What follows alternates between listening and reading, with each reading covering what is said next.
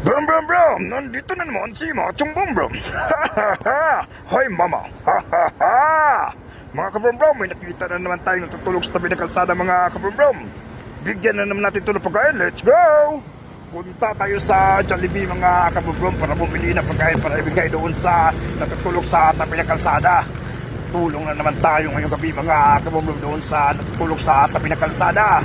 Nabigay na naman tayo ng pagkain at saka pera mga kabrum-brum. At least man lang sa ganitong paraan nakatulong tayo mga kabrum-brum.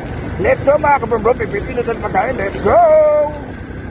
Dito na tayo sa may Jollibee mga kabrum. Bibili na tayo ng pagkain para ibigay doon sa natutulog sa tabi ng kalsada. Let's go mga kabrum. Pasok na tayo, let's go. Dito na tayo mga kabrum. Bili tayo ng pagkain, let's go. Ito na mga kabrum-brum, nakabili na tayo ng pagkain sa Jollibee at may 1,000 pesos na pera. Ibigay na natin ito doon sa natutulog sa tabi ng kalsada. Let's go! Let's go mga kabrum-brum, yatin na natin itong pagkain doon sa natutulog sa tabi ng kalsada. Tulong na naman tayo ngayong gabi mga kabrum-brum doon sa natutulog sa tabi ng kalsada. Kabigay na naman tayo ng pagkain at saka pera mga kabrum-brum. At least man lang sa ganitong paraan nakatulong tayo sa kanya mga kabrum-brum. Masaya siya mga kabrum-brum, umayang umaga may makain siya. Let's go mga kabrum-brum, yatin natin ito pagkain, let's go!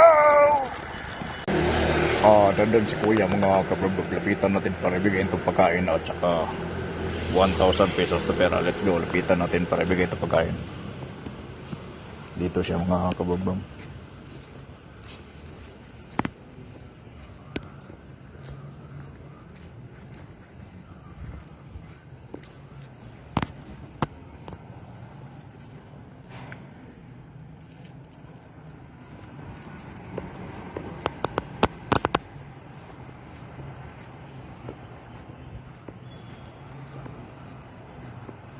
Let's go mga kabrum. Bigay natin pagkain kay kuya. Let's go.